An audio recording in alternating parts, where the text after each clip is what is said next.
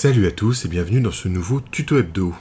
Aujourd'hui je vous propose une technique qui m'est un peu personnelle et que j'ai nommée le Dark Neon. Donc c'est une technique en fait qui vise à faire un ensemble très sombre sur une pièce, avoir un rendu quasiment noir avec très peu de choses qui vont sortir de cette masse obscure et quelques OSL très flashy, très lumineux. Un glow effect, voilà, quelque chose qui brille, avec des couleurs qu'on ne voit pas forcément aller avec du noir. Voilà. Donc là, on va avoir un OSL rose et un OSL bleu-vert. Dans un premier temps, la pièce est sous-couchée tout simplement en noir. Évidemment, c'est le plus simple. Et je vais venir la brosser avec du Etching Grey, donc un gris foncé de chez Citadel. Donc je vais bien brosser toute la partie tissu notamment. Là c'est une figurine qui a beaucoup de tissu, mais si j'ai une figurine un peu plus fantassin SF, c'est un peu toutes les parties qui ne seront pas métalliques. Voilà. Je vais donc brosser comme ça, juste avec du Etching Grey, juste en gris sombre. Deuxième étape, ça va être un brossage aussi, et cette fois au Dawnstone. Donc c'est un gris qui est un peu plus clair, gris un peu moyen, et pareil je vais le brosser comme ça sur la pièce. Je vais insister sur les endroits qui captent le plus la lumière, donc ça va être le bout de la cape flottante, les manches, les épaules, voilà, des choses comme ça. Donc là c'est très simple, c'est vraiment pour mettre en valeur les reliefs de la figurine. Une fois que tout le travail d'éclaircissement au brossage a été fait, je vais prendre du Black Templar Contrast, donc c'est une peinture noire translucide, très fluide, qui s'applique bien, voilà, ça ressemble à une encre, tout en restant mat une fois sec. Donc là je vais le passer sur toute la pièce, je vais bien badigeonner, et en fait la transparence de cette teinte va me permettre de garder les proéminences telles que je les ai travaillées, tout en unifiant le tout, et je vais réduire le côté un petit peu sale du brossage. Ensuite, je vais venir avec un pinceau beaucoup plus fin, cette fois, et je vais passer en Iron Warrior les métaux. Donc c'est un métal assez sombre, le Iron Warrior, qui va me permettre en fait de faire une base sur les métaux en restant très très sombre. Donc je vais légèrement brosser, hein. Donc là c'est un pinceau, c'est un vieux pinceau qui est abîmé, qui a plus une pointe suffisante pour être utilisé correctement pour la peinture, mais je le garde de côté parce que ces pinceaux vont me servir à la fois pour faire des petits brossages sur des zones très restreintes, pour passer de la colle, utiliser les peintures Technicolor ou les textures, les choses comme ça, sans risquer d'abîmer un bon pinceau. Donc je vais passer comme ça sur les arêtes, faire de légers brossages, vraiment pour mettre en valeur comme ça toutes les parties métalliques. Ensuite je vais venir avec du orange très dilué, il y a à peu près 2 parts d'eau pour une part de peinture, voire plus même parfois, et que je vais appliquer pour simuler de la rouille et de l'usure sur les métaux. Donc tout ce qui est acier, comme ça je vais pouvoir le traiter de cette façon. Pour l'orange, j'utilise soit du Lava Orange de chez Army Painter, soit du Troll Slayer Orange de Citadel Games Workshop. Là, en l'occurrence, c'est du Troll Slayer, parce que je voulais un rendu un petit peu pastel sur ça, qui va contraster du coup avec mon noir profond et mes lumières très vives. Mais sinon, le Lava Orange, j'aime bien aussi parce qu'il est un petit peu plus rougeoyant, ça fait une rouille comme ça qui est un petit peu plus chaude.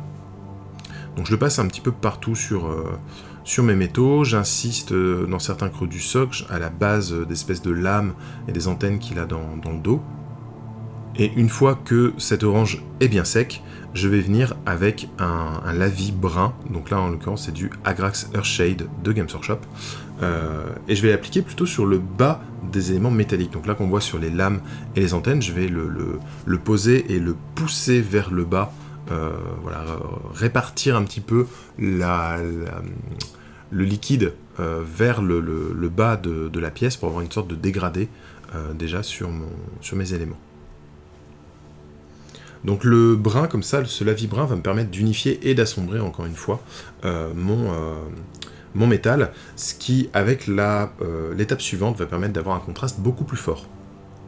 Maintenant, je vais venir avec un métal clair, donc là, en l'occurrence, c'est du Stormhost Silver de Citadel.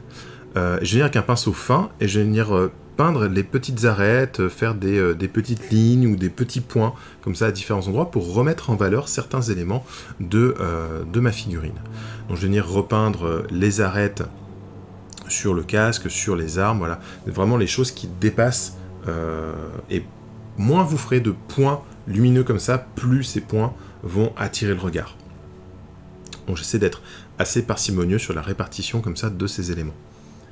Pour ce qui est de l'antenne, l'espèce d'arche qu'il a sur le dos, en fait je vais passer comme ça à 90 degrés le long des éléments pour rehausser le centre des barres qui va être la partie qui va le plus accrocher la lumière. Et je vais aussi revenir faire comme ça les petits angles, les choses comme ça. J'oublie pas le socle, je vais notamment faire une sorte de ligne en tenant mon pinceau à 45 degrés de mon bord de socle, revenir faire une ligne tout autour pour bien démarquer la partie métallique du bord de socle noir, et bien faire des petits éclats, des petites lignes comme ça tracées sur des zones planes et refaire des sortes de légers brossages. Voilà, ça me permet de faire un métal qui est un petit peu abîmé, qui a des impacts, des rayures, des choses comme ça.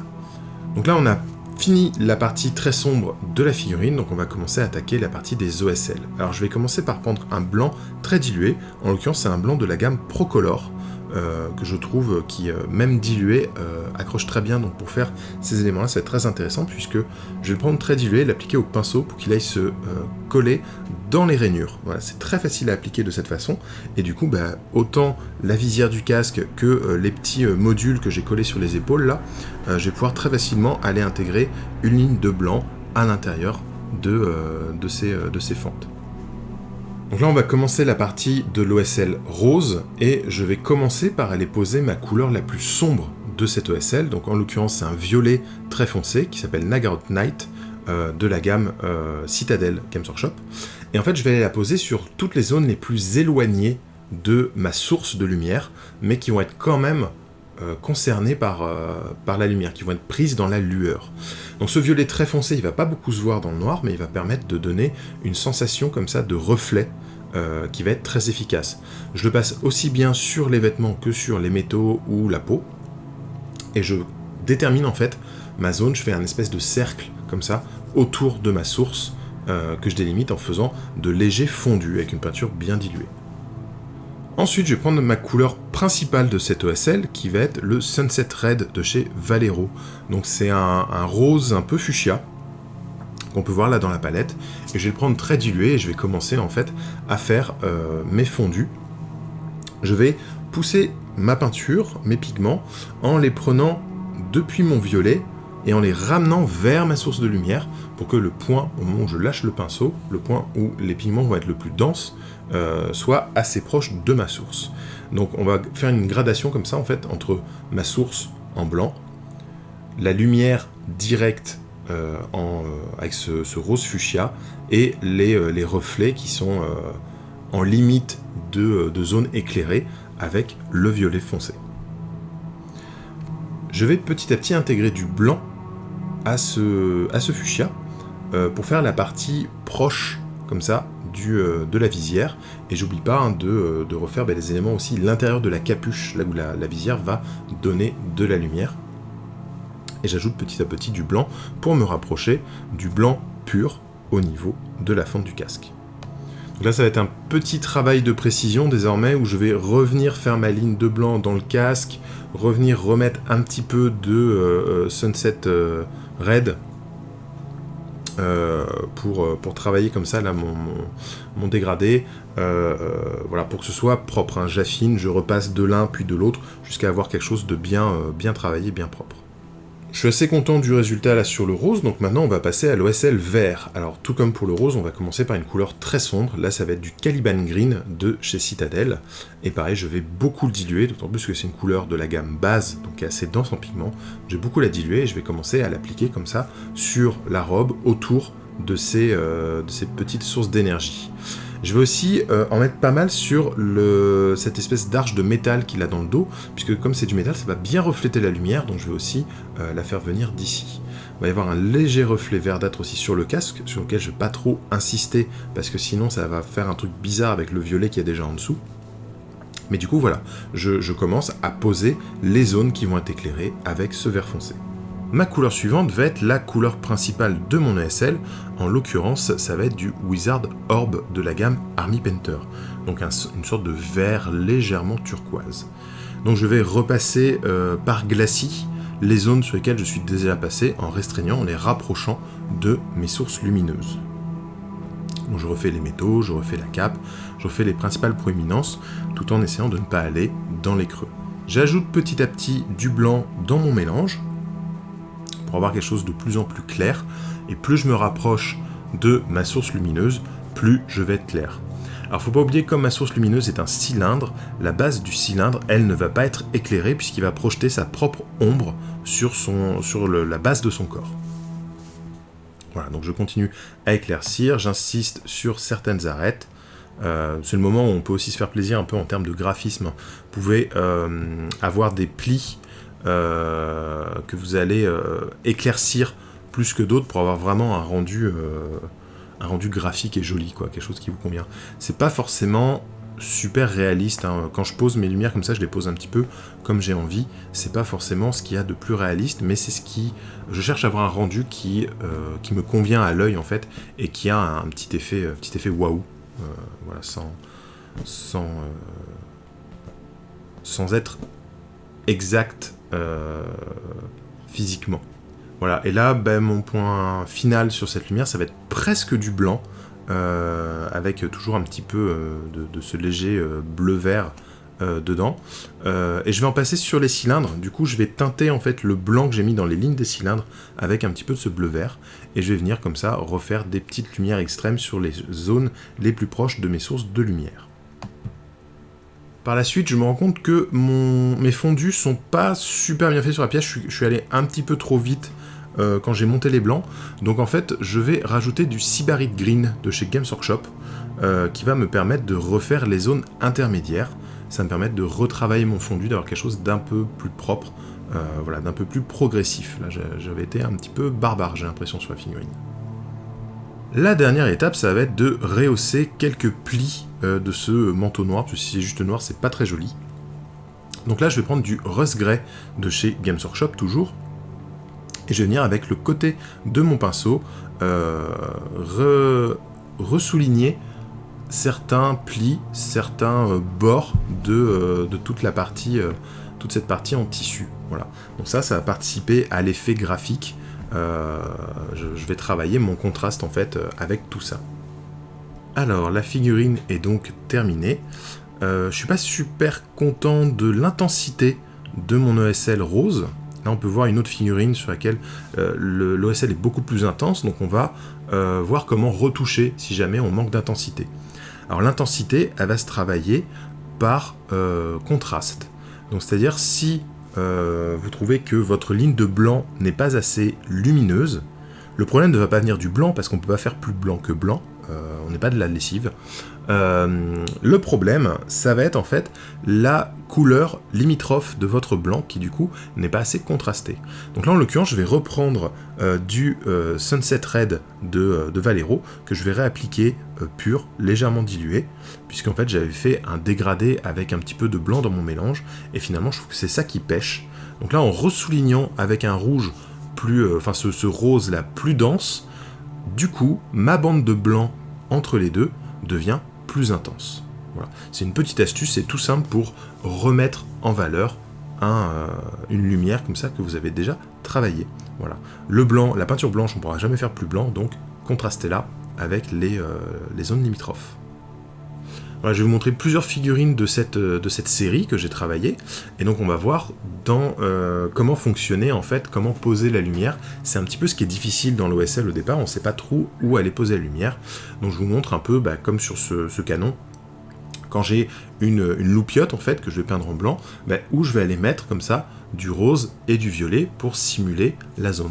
J'ai pas besoin d'avoir des zones très intenses, je vais juste venir faire des petits glacis comme ça de rose ou de violet sur des extrémités autour de mes zones lumineuses.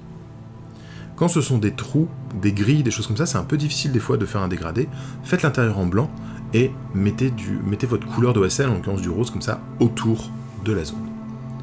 Donc là on peut voir la figurine qui a été retouchée, donc beaucoup plus intense au niveau du regard, et le bleu-vert se marie bien comme ça autour de la cape. Là c'est une figurine faite il y a quelques temps qui m'a inspiré ce schéma rose et bleu-vert, et comme vous pouvez le voir, le rose vient du casque, et sur une zone assez restreinte, tandis que le vert est pareil sur une autre zone restreinte, et elles ne vont pas entrer en contact l'une avec l'autre. Donc j'ai le vert comme ça qui va dépasser sur le képi, sur l'épaule, la source va être sur le pistolet lui-même. ça va être un petit peu derrière, ça va déborder sur la main, etc. Donc c'est des zones qui sont très très restreintes, mais assez intenses, et du coup ça donne beaucoup de personnalité à la pièce. Voilà, ça c'est la première figurine qui m'avait servi de test pour ce tutoriel. Donc on peut voir, il y a la zone du casque qui est assez restreinte. Il a une loupiote sur l'épaule, donc il va éclairer comme ça son épaule. Il y a la cellule d'énergie de sa masse qui va éclairer jusqu'à sa main. Et la petite loupiote sur son torse qui éclaire le bout de son fusil. Voilà. À l'arrière c'est assez sombre parce qu'il n'y a aucune source de lumière.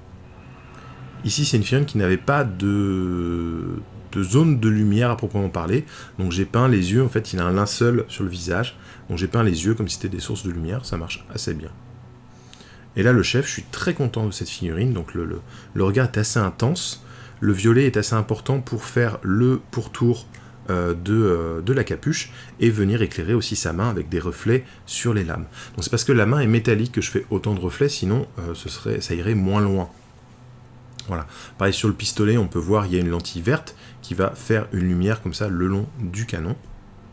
Et il va avoir comme ça toutes les petites diodes sur son dos qui vont donner un éclairage verdâtre. Et voilà, j'espère que ce tutoriel vous aura plu, j'ai pris beaucoup de plaisir à le réaliser. Si ces figurines vous plaisent, sachez que c'est ma bande pour le jeu Mars Code Aurora, qui est un jeu avec figurines en libre service, j'ai envie de dire. C'est un jeu SF, d'escarmouche, on va jouer une dizaine de figurines qu'on peut tirer de n'importe quel jeu, de n'importe quel univers, voilà, c'est très sympa. On vous reparlera très bientôt de ce jeu. En attendant, on peut se retrouver sur les réseaux sociaux, que ce soit sur le Facebook de Grégoric, sur le groupe des peintres et des joueurs, ou alors sur la chaîne YouTube, évidemment. Et si vous avez envie d'aider la chaîne, eh bien, il y a un Tipeee. Donc voilà, vous pouvez me faire des dons, que ce soit un don ponctuel ou un don régulier. Moi, ça m'aide pour racheter des peintures, investir dans des jeux, acheter du matériel, tester des choses, etc. Donc, n'hésitez pas. Si malheureusement, vous ne pouvez pas aider la chaîne financièrement, pensez à liker et partager et à commenter aussi, ça aide énormément la chaîne. Voilà, je vous fais plein de bisous et je vous dis à très bientôt pour une nouvelle vidéo.